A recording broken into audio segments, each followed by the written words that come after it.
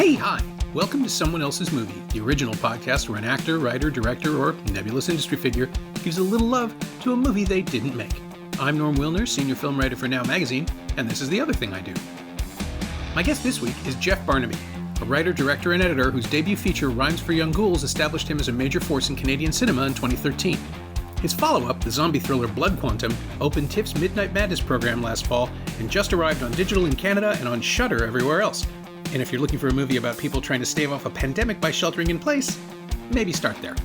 Jeff picked Bram Stoker's Dracula, Francis Ford Coppola's deliriously overheated 1992 vampire romp starring Gary Oldman as the blood-drinking count, Winona Ryder as his eternal love, Keanu Reeves as the hapless solicitor Jonathan Harker, and Anthony Hopkins as Abraham Van Helsing. Arriving 70 years after Murnau's Nosferatu wrote the book on classical vampire imagery, it was framed as Coppola's return to artistic filmmaking after the admittedly commercial Godfather 3, and it was also an unofficial attempt by Columbia Pictures to launch a line of literary horror adaptations. It's a celebration of practical visual effects and broad theatrical performances in the service of Stoker's fever dream narrative. No one was ready for it. 3 decades later, I'm still not sure we've caught up. This is Someone Else's Movie. I just think it's a technical masterpiece, and it's a classic piece of cinema that references and pays homage to all these other classic pieces of cinema. It's just steeped in lore, and I mean the subject matter, vampires, and the story itself. I mean, it goes back so far. So it's part of literary lore. It's part of folklore, and to me, it just encompasses everything I love about movies and everything I love about being a filmmaker. And it's another Francis Ford Coppola masterpiece. Arguably his last real significant piece of cinema before he turned into I don't know what they're called, a wine connoisseur, a winist. Yes. So, a vintner? I have no idea. So I think for all those reasons, it was the first time too, like any other person, it was like a magical experience in the cinema when I went to go see it. I had gone with my friend, and we were both teenagers, and he was trying to chase down some girl, so he ditched me. And I was there by myself watching this movie by myself, and like from frame one, I was just sold. I was just enraptured by the film. So by the end, I was like heartbroken, and I was I was like there with Dracula while he was getting his head chopped off. I loved every minute of it, and I saw my friend coming up the aisle from being on whatever his pseudo date or whatever it was, and I was like, man, what'd you think of the film? And he goes, it wasn't that scary. And I'm like, it was the best thing that ever happened. It was the first time, too, I really made the connection to maybe wanting to be a filmmaker. Like, how did he do that? And then when you start looking at how he did it, you realize it's not only just a homage to filmmaking as spectator, but also as a filmmaker, and all the techniques he used, and this was even really before I became even aware that was an occupation that you could have. So for all those reasons, Bram Stoker's Dracula was like one of the seminal films of my cinematic upbringing. I do wonder about that, the effect that a movie that vivid and that handmade would have on like a forming artistic consciousness, because it is unlike we watched it again. I hadn't seen it in, I don't know, maybe since the Blu-ray came out, so at least 10 years, maybe longer. And we rewatched it the other night, and it is just so tactile. And I remember seeing it with an audience in '92, and people just being blown away by the audacity of it, the messiness of it, the sexuality, the violence, the spectacle of it, and just how hothouse it is, and how kind of purple it is, and it is a really interesting equivalent to the book. That's a good way to put it. It's a purple movie, and he just went for it, and it was the last time he really did that. It was the last time he did something crazy, worthy of Coppola, and you hear the the stories of how he realized it. The visual effects team kept pushing him to go digital, fired them all. It sounded like it was crazy. And then you get this performance beamed in from outer space by Gary Oldman. This was really before anybody really knew who he was. It was like before the professional, or yeah, it was before. It was like a couple years before professional, and yeah, 2 years. I mean, he'd made Sid and Nancy, and he'd done. He was in Meantime, and yeah, he's done some stuff. I had a sense of who he was as a. Just sort of this strange small indie actor, right? He was really intense and he was fun to watch, but also a complete chameleon. Like you didn't he recognize him under the makeup, and the way the intonations with his voice. Yeah, I fell in love with that dude, man. He is to this day still the best take on Dracula in my opinion, and that's saying something considering like how many films have been done. And by the people who've done it. Well, it was this revolutionary interpretation, right? By going back to Stoker after, the Bela Lugosi thing, and then the Christopher Lee Hammer films, where they're both very animalistic and they're sort of disguised in tuxedos. They look nice. They're very cultured, but they're monsters. And then this guy is a warrior from the beginning. We get to see him as a young man, which was something nobody had really tried before. Yeah. Unless I missed one. Yeah, the idea that Coppola started bringing in the real legend into the story, I thought was amazing too. Because even before this, it wasn't just I was into vampire movies. I was like, that was my thing. I was like a vampire guy. I was reading up all the lore. I was like, if you ever see a vampire, just throw some rice in front of him. I was one of those guys. So I was hardcore vampire geek, and this was like the I Am Legend vampire, not the kind of Euro trash that we see now that took hold in the 70s. I mean, it came a long way before that, like the aristocracy and the vampire that melded way before. But I think it really hit its stride when you saw Interview with a Vampire. The novel. Right, which was also a couple of years later. Oh, that's true. The book came first. But that just builds on Stoker, right? Because Dracula has always been nobility and royalty, but it's in the book, it's what keeps him aloof, and it's what allows everyone else to indulge his eccentricities, right? They don't take him seriously as a monster. They just think he's a bit of a weird guy. And what Interview with the Vampire does is it sort of amps up the sexuality even more. It brings it into the present era at the time.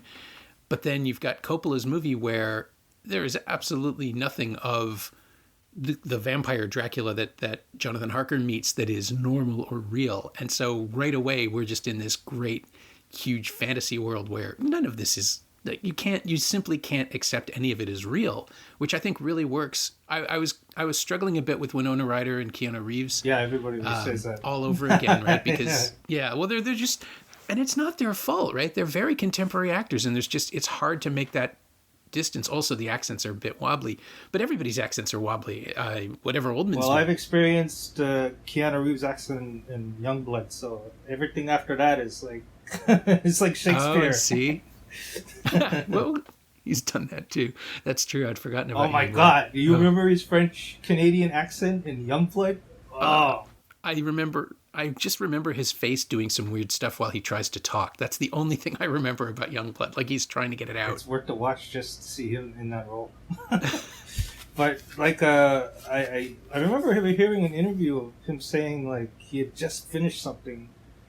I think he had just done Shakespeare, and he said he had nothing left to give to Dracula.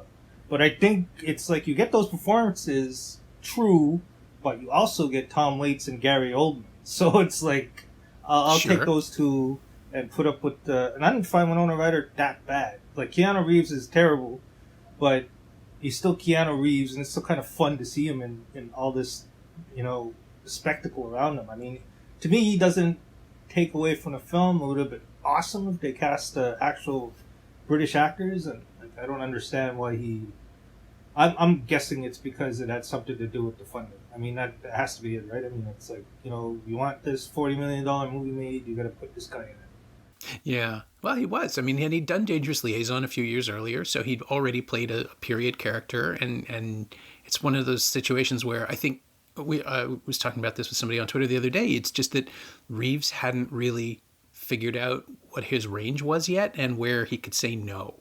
So he was just, of course, Francis Ford Coppola asks you to be in a Dracula movie, you're going to say yes. Yeah, you don't say no to that. Yeah, and Ryder, she dropped out of Godfather 3, so she probably felt like she owed him, and yeah, they're doing their best. Yeah, a rare occasion where Coppola's nepotism paid off too, where he fired the effects team. That's true. And he replaced gave it to Roman. He replaced it with his son, and his son came up with all these crazy, like. Apparently, they did almost everything in camera, and yeah, I've heard that. There was a Laserdisc box set from Criterion. Everybody forgot about the Criterion Laserdisc. They did all kinds of titles that never made it out on Blu-ray or DVD. Really? And there was a Criterion edition of Bram Stoker's Dracula that was just in love with the special effects.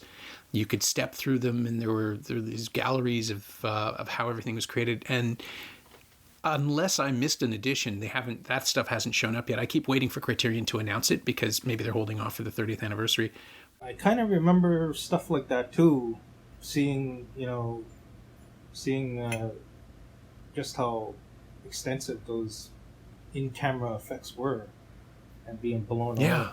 Well, even the simplest stuff, like the shadows that move a little bit faster. I mean, The Simpsons made fun of it, and that's become more popular now. That just because it's endured the Simpsons episode where Mr. Burns is spoofing Dracula. I remember that so well. But it works in this movie. I'd forgotten how effective the simplest stuff is. This, having him on a dolly track, or having the shadow get to things before we see Dracula, or having him appear from the other side of the frame after the shadow's doing some stuff. It's just so simple. It's it's Murnau's Nosferatu, and it's Coppola. Exactly. Yeah. Tipping his cap to history, as you were saying, but it's just so simple and effective. Yeah, it really is. And there's something about, like, even the awkwardness of being able to see the miniature adds to the atmosphere of its authenticity. It doesn't detract from it at all. Like, yeah. I'd rather see that weird, almost out of perspective weirdness of that than the weird gleam you get from CGI that, for whatever reason, it's never been able to get past that weird surreal sheen that all CGI has. So it's just, yeah, to do a film like that in a time where it was just unheard of. Like, everybody was doing it simple, everybody was leaning on CGI, and for him to do it. And it's a masterpiece, in my opinion. It really is. I mean, it's certainly more interesting as an interpretation of old school visual effects than it is as an interpretation of Dracula, just because, and this is no fault of Coppola's, the book doesn't really have an ending. It's just sort of, all the high points are in the first 2/3 with Harker visiting Dracula in Transylvania, and then the plague coming to London. By the end of it, it's just a pretty simple chase movie that is, as you see in the film, it's just kind of a straight line. Yeah, it kind of falls apart at the end. You wanted a bit more of a bit more opera, as it were. Yeah. Well, the whole thing is so pitched and so baroque that you just want it to hit an even higher point. But I think after Lucy dies, or after Lucy is killed, there's nowhere else to go. That's kind of the most spectacular sequence and the high point of it all. And then it's just a series of small confrontations and people staring and hissing at each other, which is fine. But my blood is up. There's so much going on in that first 80 minutes that the rest of it is just sort of a downward spiral. I mean, it's Dracula. There's one movie that twists it. The John Badham film from the 70s with Frank Langella, where, spoiler for anyone who hasn't seen a 45-year-old movie, Dracula kills Van Helsing instead. Yeah, I remember that one. Yeah, and it was shocking at the time. Yeah. And, yeah, I kind of agree with all that. And you, kind of weird to say you wanted to see them live happily ever after. But that's the beauty of it, right? Like, that's the thing that, I mean, Interview with the Vampire kind of does it too. Like, you actually want these two people to work it out because that's more interesting. Yeah. The doomed love is great. It's, it's your classic tragedy and all that. But what if they made it work? Yeah, I bought that hook, line, and sinker too.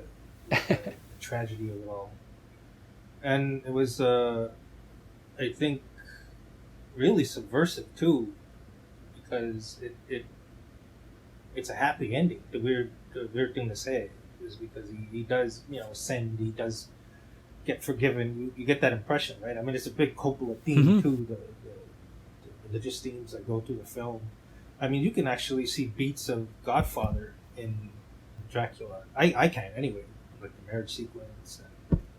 Yeah. And well, I think Coppola is, of course, Coppola being Coppola, right? He's going to reference himself as much as he references the rest of history. Because how can he not, right? Like, it's all part of the same continuum to him. Yeah, I think you're right. And it works because, as with his best films, he just powers through anything that might be an obstacle.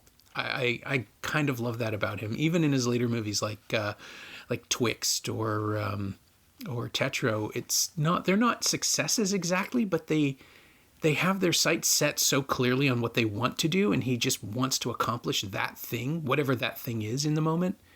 I have to hand it to him. That kind of single-mindedness is really, I mean, it's what you need to be the kind of artist he wants to be. I don't know that he always reaches it, but he's always trying. Yeah, it's probably one of the personality traits of directors in general, I think. Single-mindedness. I would think, yeah.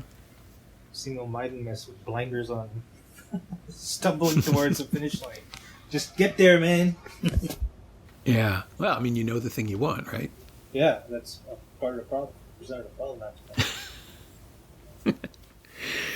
So, as far as Dracula, though, or as far as this adaptation of Dracula goes, there's always something that's stuck with me, and every time I see it, I know it's how it works, I know it's how movies work and everything else, but it takes me out of the film every time. Every time the Wolfe monster shows up, I just think Gary Oldman spent 6 hours in a chair for 5 seconds of film. And I feel so much sympathy for him in that moment. It's like, I think that makes me sympathize with Dracula more than anything else, the tragedy of sitting in a makeup chair so you can do that.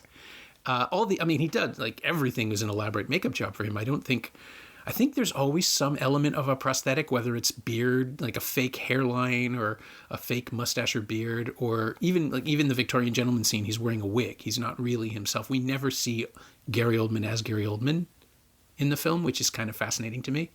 Yeah, he's barely recognizable. I mean, like, that was not necessarily my introduction to him, but that's what you were saying, yeah. That's how I got to know him intimately. So I had really no idea what he looked like, and then he does True Romance, and he's still doing the same thing. And then when you finally get to see him, it's like, it's weird, because you've seen him in so many different ways, you don't even really recognize him. Like when he did a Mortal Beloved, I think would be a good example. Like, put that guy next to anybody in Dracula, any of the roles he played in Dracula. You can't even really see them. I think it's because they hide his mouth a lot. I don't know if that's it, but like you can't maybe recognize him underneath the performance either.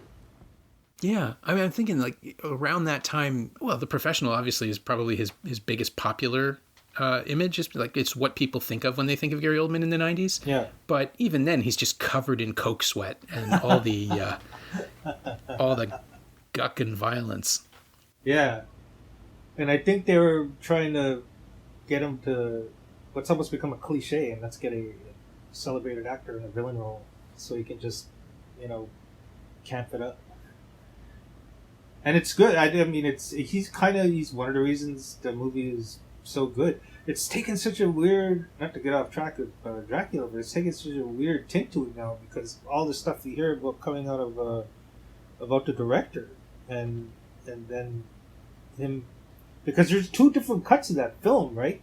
There's like the Dracula? No, the Professional. Oh, The Professional. Yes, sorry, the Besson film. Yes, yeah, that's right. There's an extended cut. Yeah, and the extended cut is a little bit more explicit about the relationship between the two, and then you hear about the director being married to like a teenager, and Luc Besson is a serial younger lady womanizer, and it's really creepy. Yeah, and it only gets creepier like the more movies he makes, which is weird. Like it's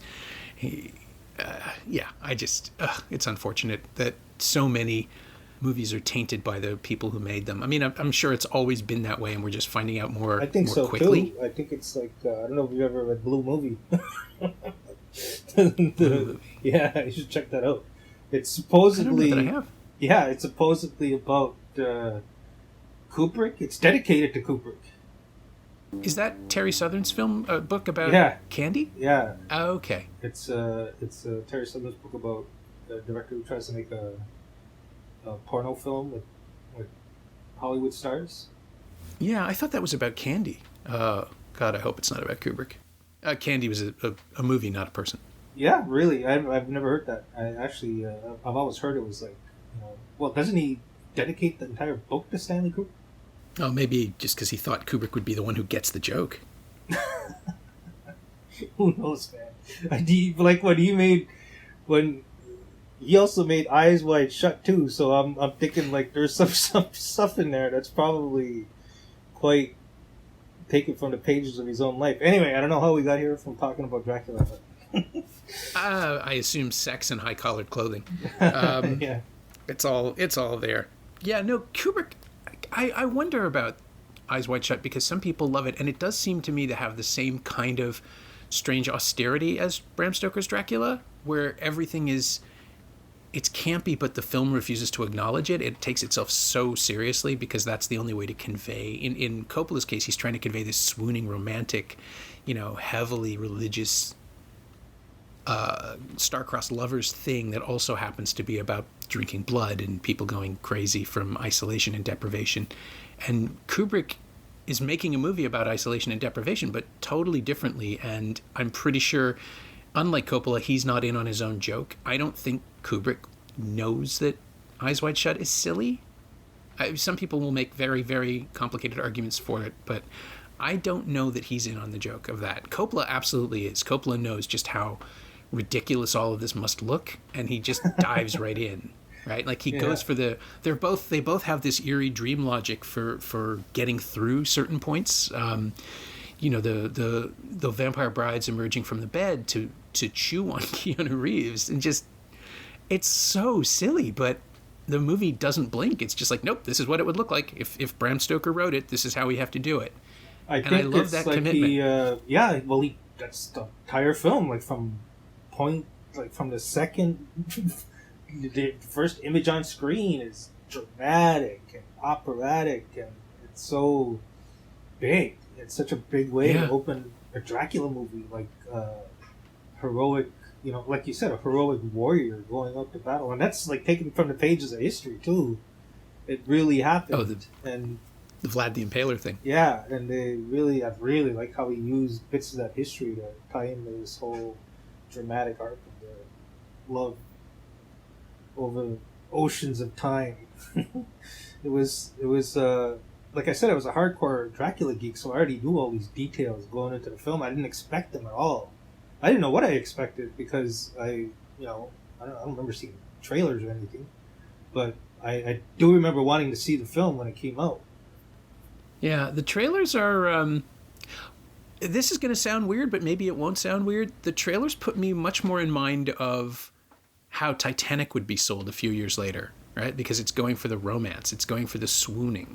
Really? And yeah, you're right. I remember the poster. We right, Love Never Dies. Yeah. We took a look at the supplements on the Blu-ray, and there is just this intention in the marketing of this is the greatest love story ever told, and that's how we get the youngs in. We get the younger audience in by selling them on Winona Ryder, who is like the poster child for Gen X cinema at the time. Thanks to Heathers, basically, more than anything else. And we're going to sell this, and we're going to make this about the love between the monster and it's Beauty and the Beast, right? Like, it's all of those things. But watching it now, all the historical stuff and all the rushing about in sort of mourning coats just made me think, oh, this is how Titanic gets sold to people. It's the same, this massive tragedy, but the tragedy in this is that it's a horror movie. It's not a specific disaster. The disaster is Dracula. Yeah, it didn't really seem to be pushing any particular theme. I mean, they kind of flirt with the idea of juxtaposing like STDs with vampirism, but it doesn't seem like he's really trying to say anything in particular. Like he doesn't feel like there's any message, like it's a metaphor for anything. I think he just wanted to make a big movie about Dracula because it seems to be he really had a lot of respect for the history. You can see it all over the screen. It references artwork, it references literature, of course, biblical stuff. I mean, sure, yeah. What else was I going to say? I think the other thing we were talking about the cast too, we were kind of totally forgetting about Anthony Hopkins, who was another one that... I was going to say, it wasn't until this viewing that I really clocked that it's him at the beginning as the priest. I had completely missed that. I don't know why, because I saw it on a big screen and I'm usually pretty good with faces, but I missed that completely, that little stitch together of, like, it's not just Mina who's going through, and Elisabetta who go through this over and over again. It's also the Van Helsings, which I kind of love. Yeah. There's always this conflict. Yeah, that was pretty cool. And his performance too was just kind of beamed in from wherever. It was a weird take on Van Helsing. Yeah, he is just having the best time. I think that, like, he is the one actor who decided going in that he is going to enjoy himself no matter what else. I think Tom Waits is doing it too. Tom Waits is probably, like, next to Gary Oldman, probably one of my favorite performances by Tom Waits. I don't mind. Oh, if you want to cast a modern Renfield, or if you want to cast Renfield from a modern actor, he's a great call. Yeah, I can't think of anybody else in that movie. Yeah, he's big, he's eccentric, he's imposing. He's much taller than I thought he was. I met him during TIFF one year, and I was just like, oh, you're like 6'3". That's kind of imposing. I thought he was like little dude. Right, he reads frail, doesn't he? Yeah, he reads kind of small. Yeah, no, he was here for, I guess it might have been... Was it the year that he was here with the Gilliam film in 2009? Dr. Parnassus, is he in that? That might have been it. But I was walking down a hallway and there he was, and just scribbling in a little notebook, and it's like, this is exactly how I want Tom Waits to look, except he's bigger. And I said hi, and he's like, and that was great. That's awesome. Yeah, he's one of my heroes. And I didn't even realize, like, it was Tom Waits. That's another thing too, because this is pre-internet too, right? I mean, there's no, hey, I'm gonna Google a movie and learn everything I need to know about everything. So I had been listening to Tom Waits forever, and I actually didn't really know what he looked like, because it's like these videos or whatever aren't on heavy circulation, and this was even before a time. Yeah, this is before a time too, where, like I said, I even really understood that there was occupations that you could do this for a living, because I'm still on the res. I'm still stuck in res time. So the idea that, that all these things are connected was just totally lost on me. I didn't really discover it till later, and I was like, that's Tom Waits. And he's one of my biggest, he's not even one of them, he's easily my biggest music hero. And to see him in the film, it was like all my tastes in art just justified themselves. Oh, I love when that happens. So how did you discover Waits? I mean, music, I don't even know, man, because I don't remember. I just saw his CD, Rain Dogs, was in a bargain bin. And I was like, oh, that's an interesting title. And I just picked it up for, I don't know how much I paid for it, and I brought it home. The first Tom Waits song I ever heard was Clap Hands, and it was off of Rain Dogs, and that was it. Like, it was one of those catalyst moments in your youth. It was almost like losing your virginity because it completely changed me as a writer, as a musician, and as a person, because it viewed the world the same way, same kind of clanky, rustic way that I viewed it and experienced it. So to see that put in such a perfect auditory form, it was like it helped form me.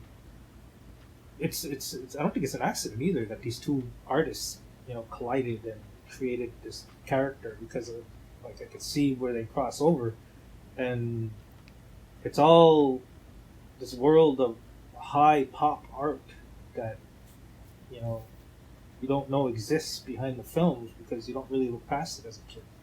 So once I discovered that, it became like a goal to become as good as these people. Of course, you're never going to achieve it, but that's not the point. I mean, the point is the journey. Yeah, so, it gives you something to chase. Yeah, right? Like it's aspirational. The other thing about this film too, on top of the music, is the music. The music is like, it's spectacular. That soundtrack is amazing, and it's the first time that I think that was the first soundtrack I've ever bought from a film, and Oh yeah. yeah, it was so like lovelorn and dramatic. And imagine experiencing all that as a kind of awkward teenager. Perfect timing. Yeah. Yeah, no, we all have those, like those moments where the world comes into focus for you, where you just see things and experience things. It's, I assume that's how The Catcher in the Rye felt in the 50s, for another really weird reach to people there. That it's just, because Bram Stoker's Dracula, despite coming from a revered American filmmaker, a guy who's won multiple Oscars and is basically, royalty already, it feels like outsider art. It feels like he was left alone with some toys and he came up with this thing. It doesn't, the thing I keep comparing it to, it's not the Godfather movies, it's Tucker. I don't know if you've seen it. It's the 1988 movie he made about Preston Tucker, the automotive designer, starring Jeff Bridges. That thing looks and was shot intentionally to look like a promotional film from the Tucker Corporation, right? It's the most commercial and polished thing you'll ever see. It's beautiful, but it is definitely designed to be all veneer, and then there's a soul underneath that slowly comes out, because that's what the point of the movie, that's what Coppola's doing. But then you see Dracula, and it's messy, and it's slapdash, and Godfather 3 has this beauty and this prestige to it, but you don't connect to it in the same way, because everybody is clearly just kind of going through the motions. And then he just turned around and made this, and it's messy, and it's like he cut himself and bled on the print or something. There's this weird sense that it is coming out of him, despite all of these collaborators, that it's almost like he's willed it into existence, and that handmade aspect is part of it. I think if he'd gone with CG, none of it would have worked, or at least certainly not 1992 CG. It wouldn't have worked as well. But the sense that you're watching, like, there's levers and pulleys and people are on stilts and all of this insanity is going on and swirling together. It's such a delight to watch it from moment to moment and think about how it was put together and how many people are involved in every stage, and they're all just dancing to his tune. Oh my god, just the idea of the street scene. This is all shot in a studio too, right? Yeah. So there's like fucking 200 people on that street, and they're all in Victorian costumes, Edwardian costumes, whatever it is. And Coppola's like, let's shoot this on a Bolex. Oh my god. Imagine being a producer on that film. It's like, you want to shoot it on a Bolex. Okay. And there's so many beats like that in the film where it's like, we're going to take this grand, elaborate construction and we're going to filter it through this process, this ancient process that would make most filmmakers shudder at the thought of losing resolution. And it's like, we're going to do all that. And it's just, it works, man. And that's the thing. Like, when the film works, it's a masterpiece. And even when it doesn't, like, I can see past it. Like, I don't get hung up on Keanu Reeves' performance or sure. Like, a good example would be that scene where the three ladies come out of. That was my first introduction to the Italian French actress. Oh, Monica Bellucci. Yeah, Monica Bellucci, and that's the only thing I saw in that scene. I wasn't thinking about Keanu Reeves.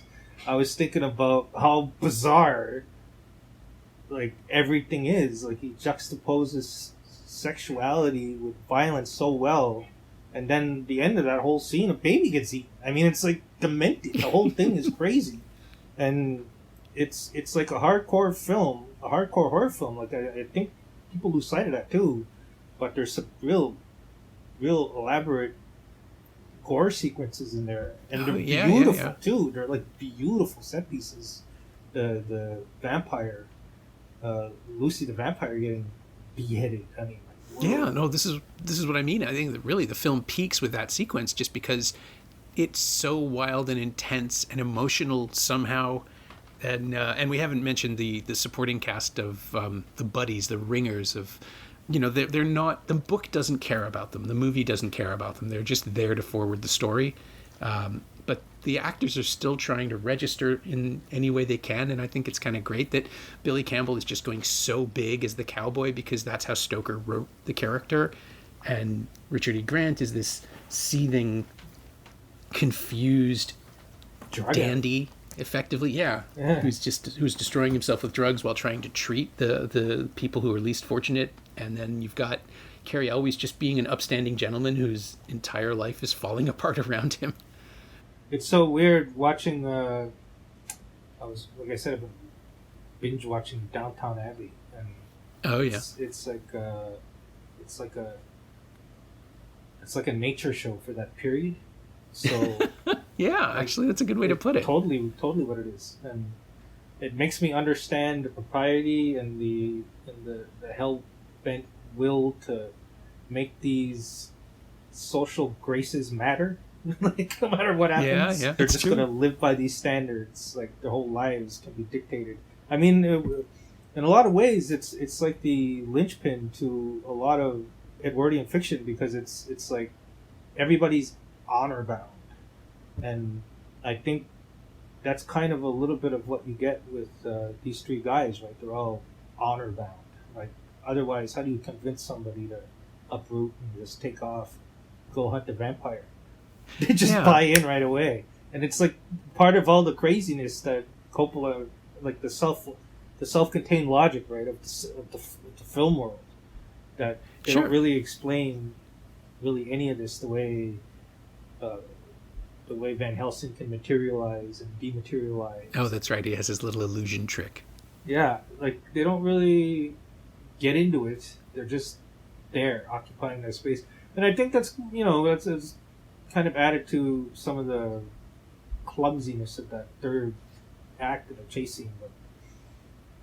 But I think you needed a red shirt. You know what I mean? Like, you needed to beam down a red shirt for that last scene. Somebody had to die. And, and it's our poor cowboy. Yeah, everybody can relate to a cowboy. Well, but he doesn't belong there, right? Like, he's in a place that he shouldn't be. He's the invader just as much. Well, he's not the invader, but when he was courting Lucy, he was just as much of an invader in his way as the vampire, right? I mean, if Dracula is the arrival of sex and desire into the surface of English culture, right? Because their whole thing is not talking about it and buttoning it up and refusing to act on their impulses, to the point where Lucy's speech early on, that conversation Lucy and Mina have about wouldn't it be nice to actually get laid, they can't use those words, and Mina is horrified by it, the possibility of pleasure, and Lucy's all into it, which of course means she's the one who has to die, because it's that mentality. And then you've got an American who just, he says what he feels, and he's got a big knife, and he runs around, and he can't make it to the other side of the story either. The whole point of the film is that, the whole point of the story is that, propriety must be restored. And there's also this whole other thing that I wish Coppola had gotten into. He doesn't approach it even. And it's because he's American rather than British. But there's this whole thing about Dracula as an interloper. He's buying his nobility. He's pushing himself on polite British society. Yeah. He's not, he's Eastern European. He's not proper. He's not a Christian.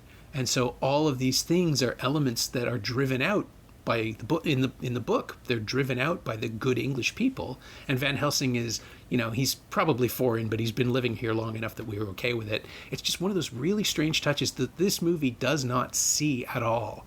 And I wish somebody would deal with those issues in a proper Dracula adaptation. It never happens. And it's the thing that's now, like, it just feels the most... Probably... I think a lot of people think the sexuality is dealing with it. I think that's probably their version of it. I mean, it seems to be more... I mean, it's the lower hanging fruit for sure. Sure. Yeah, I mean, it's true. It's another type of invasion, and it absolutely is about corrupting the good British women, right? Like, that's the other way you could read it. But the class... You mentioned Downton Abbey, and I would love to hear the conversations that those characters have about Dracula living next door. They don't even have to be bitten. I just want to know how they respond. It's kind of weird because there is a storyline like that where one of the ladies of the house is going to get married to some new money, and everybody finds it so distasteful. And there's this real patrician elder matriarch that's like the comedic central of the whole show that always reacts to, like, I fell in love with her almost in the first episode or second episode, where she stops and she goes, what's a weekend? And she didn't know what a weekend was because she never had to work a day in her life. It was just a perfect example of how out of touch that section of society was during the time. Yeah, the gentry. Sure, they'd never had their lives touched by anything. Well, that was about to change too, right? Mm-hmm. It's like World War One, and Spanish flu, and then World War Two, and then you smack the Great Depression in the middle of all of that, and then it's like the great equalizer. Everybody comes out on the other end of all of that. Like, everybody's going to get the American dream. And here we are, 60, 70 years later, living that American dream. Oh, it's just awful. But, I mean, in a way, and this actually gets me to Blood Quantum in a sort of a direct line, which is also about a closed society trying to figure out what to do when the world changes. Right? I mean, these are all people who are trapped with each other and safe as long as they stay trapped with each other, and it's mercy that ends up undoing almost everything. It's sort of the opposite of Dracula, where the invading force is, it's not like the invading force in Blood Quantum isn't the zombies, it's the people, it's the townies, it's the whites who are Yeah. right, seeking refuge. Yeah, I mean, I think if you have a little Canadian cinematic history, you're going to see the beats in Blood Quantum from Alan East's films. And I think you're trying to bring a lot of that into the messaging behind Blood Quantum. And I think it has to do with that, but it also has to do with this idea of native people being damaged to the point where they're irredeemable, and the tragedy of that happening. And I think that's covered with the Lysol character, where he becomes so enraged that he turns on his family, he turns on his friends, he ultimately turns on himself. And it's a post-colonial mentality, a colonized native person, self-loathing, that wants to destroy everything around him because he doesn't know how to experience happiness anymore. And I think that was part of the messaging behind Blood Quantum. I mean, I think the explicit message there is anti-colonial, but I think when you start talking about colonialism, I think you need to include how it's damaged the self-worth of native people as much as the livelihood. I mean, when you start talking about it in terms of losses and gains, you're still measuring things by a capitalistic metric, if you will. Sure, Whereas yeah, of course. Native people exist or existing in a little bit more of a spiritual plane, and I think there's a sickness there. And I think metaphorically, we're trying to get into that in Blood Quantum a little bit more. And I think you get distracted a little bit because of, there's chainsaws and whatnot. So I think it's easy to forget about looking at the native people in the film, looking beyond the, seeing the pubic hair for the severed penis, as it were. I mean, it's good to have them both in the frame. Yeah. So I think that is geared more towards the native audience, whereas I think the anti-colonial message, I think everybody can refer to that because we're in the throes of that whole system failing. Sure. I mean, when you say colonialism, you're really talking about capitalism. When you talk about measuring capitalism by how many deaths you can prevent or enable, in this case with the virus, you forget that weight and measure was already taken when the continent was what's the word I'm looking for? Colonized, invaded, stolen? Yeah. They're all good. Yeah. Circle D. Yeah. All of the above. Yeah. So I think that's kind of what's going on partly in Blood Quantum, but I think again it has to do a lot with the spiritual damage inflicted by the whole process on native people, and how it still manifests itself today, even though these characters won't sit there and say, I'm like this because a boat showed up one day. But I think you can start tracing it back. And again, it's not just native people, it's everyone. I think indigenous people have been at the forefront, but it's filtered through time, and now it's starting to hit everybody, where everybody's beginning to realize that they're not worth more than $1 to the people in charge. Yeah, there's this growing sense that we've all been. What just happened last week? There was a repricing of insulin. It basically just dropped to nothing, and it was just sort of an admission that it never had to be expensive in the first place. That the pharma companies is just like, nah, you know what? We're doing this every time I see an ad that says, we're helping our frontline workers, we're saluting our frontline workers. It's like, great. Can you pay them more? Can you actually, if you call them heroes, can you pay them what they're worth rather than waiting for the government to mandate a pay raise, which is the way everything seems to be going? Yeah. We're just in this place where we're all figuring out what the next move is and how we all survive collectively. And the idea that we have to survive collectively is somehow alien, which is what Blood Quantum's all about too, right? I mean, it's about the beauty of horror movies is the metaphor can apply to almost anything, except that perfect way to put it. That's exactly. Say that again, because it's perfect way to put it. Getting together is an alien concept in this day and age. Yeah, where it seems to be. I don't know. I mean, I hate to be. You know what it is, man? It's getting to the point where you don't know how to engage anymore. You don't know how to care because it's overwhelming. Like it's everybody calls it kind of like the Trump effect, where he kind of shows up and he shovels a bunch of shit on you, and you don't even know how to react to it because it's all overwhelming. And I think that's kind of where everybody is, not only with the late stage capitalism, but spiritually. It feels like collectively everybody has been shown that humanity has to change, and everybody's horrified. Not so much because of the virus, because honestly, we've had viruses and everybody's gotten over it. But I think everybody is finally realizing, with a handful of idiots being the lone people trying to hold everybody back, that this system has failed and needs to change. And I think apocalypse horror and apocalypse science fiction is the first iteration of that desire, where you start to see people wanting to see this culture change. And it's weird because it seems our modes of change in this case is entertainment, and it's like, it's weird being a native filmmaker and fostering the idea of change by the very thing that has helped define native people as villains for the past 100 years, and that's cinema. It's the whole thing, man. It's hard to wrap your head around.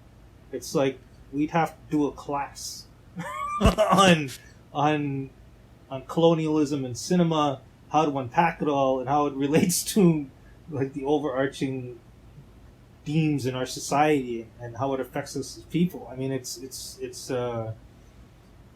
weird that people do not see the connections between propaganda, cinema, entertainment, and who they're picking for their leaders, and how being force-fed, well, not even force-fed it, because people, like, the very act of observing denotes a passivity, so you're not even being force-fed. It's not like you're Alex and Clockwork Orange. Everybody's willingly in front of their television being force-fed this bullshit. Yeah, we're soaking in it all the time. Yeah, I think as a native person, you're more hyper-aware of it because you've been looking at yourself being misrepresented for your entire life, so you're already inherently distrustful. So I think it's fitting that this perspective would be coming from a native person. This idea that this new world society, everything has changed and things that you value no longer take precedence here. Money doesn't matter. Your skin color doesn't matter. Your level in society doesn't matter. The only thing that matters is the collective. Yeah. And I was going to say, of course, and that's what a virus does. It makes you all human, regardless of your social status or your racial status or your gender or whatever. You're all going to end up in the same place if you come into contact with this thing. Yeah. Ideology won't save you, and exactly. I think the thing we need to do, we're in an existential crisis, and that has to keep going. That's the thing that I'm most hopeful for, is that after the pandemic, and after the pandemic, we find a way to keep caring for each other. And, I just, again, there's an election coming up in the States in November, and they're going to default to that same messaging where caring for other people is a sign of weakness and social conscience is communism. And they just keep fighting the same battles rhetorically over and over and over again. I have to believe, at this point, I'm basically rooting for the virus to take out all the older politicians anyway in the States. And so we can start fresh. I'm hoping Elizabeth Warren is somewhere frantically washing her hands and she'll be okay to jump in after Biden gets sick. But it's such a nightmare that we've reached this point. And as you say, it takes a plague to get people to wake up and realize that there's a better way to do things. Like, if you're a fucking storyteller right now, and you're in this political spectrum where the blue hairs are the reason that you're being held back, and then there's a plague that comes and targets them. Yeah. Like, it doesn't target them, but it targets their age bracket. Yeah. Like, how do you compete with that? Because it's ridiculous, and it's like, as a storyteller, you're being outpaced by reality. There's no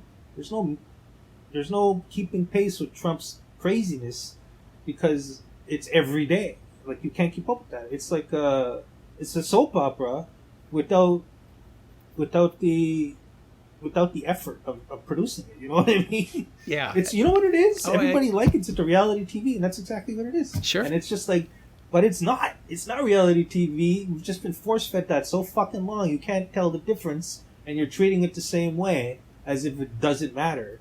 But it's going to define you and your family and your family's family for the next 100 years. Yeah. Like, how they experience the world. Also, reality TV would be better written. There'd just be a bit more of a structure to it. This is just chaos. Exactly, right? Like, who the fuck thought that you would need to do a PSA on not to drink bleach? And it's like, it's already on the bottle. Like, how do you need to reinforce that statement? Yeah. And it's like, how do you even begin to approach the idea that you're even going to need to do that in the 21st century, in the age of Aquarius, when we're all supposed to be enlightened after, 20 and 30 years of having all the information in the world at our fingertips? It's like the polar opposite act. Yeah. Well, we always assumed that in the 21st century, everybody would be able to read. We just, that's not happening anymore. Well, that's why you make zombie films, right? Because you rather talk about what's going on in the zombie film and have that relate to your life than, your life relate to the zombie film. And it's kind of like everything's been flipped. Yeah, and no that's kidding. kind of what we're doing now. We're talking about our life as if it were a fictional zombie apocalypse, and that's fucking crazy. Yeah. It's these films. It's strange to say that these films help us process it. That's our function as artists. Yeah. We're keeping everybody from losing their minds. Like, if you're home watching, in my case, Downtown Abbey, but if you're watching anything, thank that artist, man, because he's keeping you sane and he's helping you emotionally process all this stuff. Like, how many people started watching Contagion? Yeah. Oh, I know. This thing first started. And it's like, it gives you an idea of how the plague is going to play out, but don't expect your officials to be as competent as they are the ones in the film. Yeah, no kidding. Everybody's turning to the movies about this stuff because they give you structure. They give you an ending. They show you exactly as you say. They show you how to get out of it. But again, they're giving you an idealized version. Also, everybody's pretty, which I think is also soothing. Our leaders are not necessarily quite so... well, Justin Trudeau's got a good jawline. But other than that, I think we're dealing with the B-list. Yeah, it's... I cannot think of a crazier time to be alive than right now. Maybe during the turn of last century, when you had the 1910s, 20s, 30s, 40s being batshit crazy. But yeah. I think we're almost. It seems like we're almost tumbling into that same kind of chaos right now. Anyway, that's encouraging. Zombie movies. Yes. Well, it's a perfect time to release a zombie movie. Yeah. It is weird. Did you know they didn't actually release zombie films in China? No. When? No, they don't ever? release. No, they don't release them. They don't buy them. They don't advertise them. I didn't know this until we were trying to sell this zombie movie at Cannes. It's like, well, we got every market except China. Well, why? They just don't. Well, they don't. Yeah, they don't buy them. Huh. Like, really? He goes, yeah. It's like zombies, comparing the zombies to the communist proletariat or whatever. Oh, I think okay. the comparison. That's interesting. So there's a metaphor that even the zombie movie can't penetrate. Yeah. And it's weird because it's like it's such an old interpretation of what zombies are. Like that, for me, that metaphor went out, that consumer, zombie consumerism stuff, that was Dawn of the Dead. Yeah, that's like 45 years ago. Yeah, it's like, I think the zombie needed to come back into the political spectrum, but I think, that idea of consumerism, it's not the consumer now. I mean, it's more the metaphor seems to have shifted not to the consumer but to the producer. Yeah. It's like it's not the it's not the consumer that's the mindless zombie. It's kind of like the force of industry that's the mindless zombie, indiscriminately consuming everything in front of it, regardless of who it destroys. I mean, that sounds a little bit more on par with zombies. Yeah, I mean, it sees the humans as the raw material, right? Like we get turned into the product. Yeah, I've been saying this for years, man, that the real commodity of capitalism isn't money, it's human. It's human beings. And it's just like they procreate like bunnies, so I mean there's plenty of them around. And the weird thing about this xenophobia of China is like, how are capitalists going to consummate that xenophobia with China's human rights record and cheap manufacturing? Yeah, I mean, there's no way. You just even Canada just sort of dodges it whenever it comes up. We just overlook it because it's inconvenient.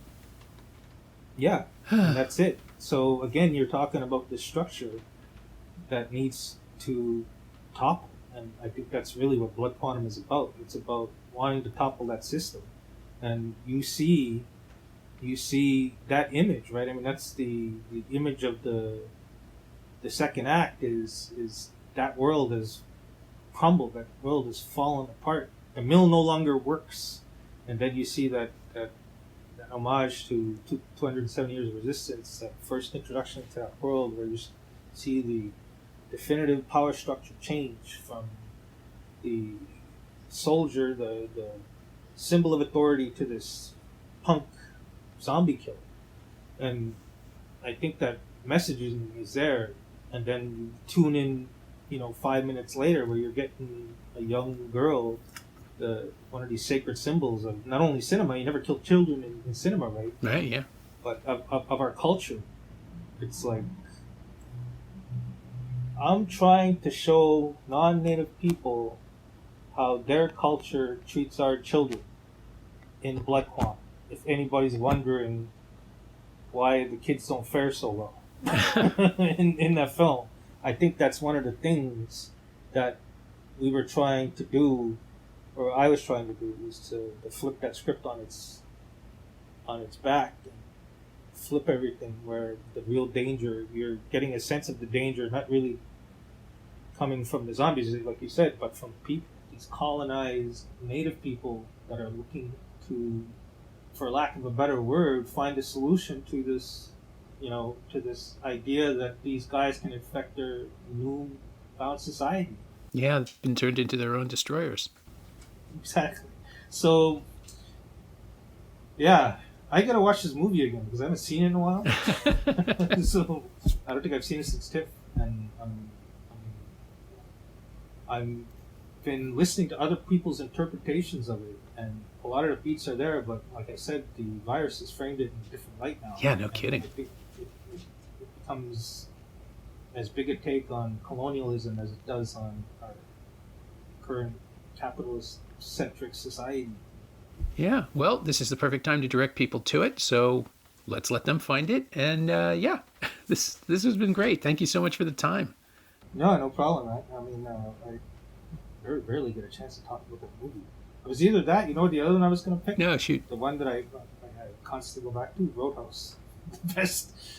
The best worst movie ever made, in my opinion. Okay, that would have been fun too. Yeah, because there's a big. I draw a lot of inspiration for rhymes from Roadhouse. It would be fun to kind of go through the beats and talk about where I crossed the streams. Yeah, I can kind of see that in rhymes. Yeah, that and that Conan the Barbarian. Oh, well, I mean, that's just everywhere. Yeah, that was another one I was going to pick. Next time. Yeah, and then next movie. My thanks to Jeff Barnaby, whose new movie Blood Quantum is now available on demand in Canada and on Shudder everywhere else in the world. You want a pandemic movie? It's a pandemic movie. Thanks also to Kate Parks. She knows what she did. You can find Jeff on Twitter at Tripgore, Tripgore, and you can find Bram Stoker's Dracula on 4K, Blu-ray, and DVD from Sony Pictures Home Entertainment. It's also available on iTunes and Google Play, and streaming on Netflix in Canada. As always, you can find me on Twitter at Norm Wilner and elsewhere on the internet at nowtoronto.com, where in addition to my film duties, I'm hosting a new podcast called Now What, where I interview Torontonians about the weird new normal of self-isolation in the time of COVID-19. You can find that Tuesdays and Fridays in your podcatcher of choice, and you can find this podcast on Twitter at Semcast, S-E-M-Cast, and on the web at someoneelsesmovie.com. Our theme song is by The Last Year. If you like it, or you like the show, say so. Leave a review on Apple Podcasts or Google Podcasts or wherever you've been enjoying us. Every little bit helps, it truly does. And check out the other shows on the Frequency Podcast Network. Jordan Heath Rawlings' The Big Story continues to be essential listening every weekday. Stay inside, watch movies. I'll see you next week.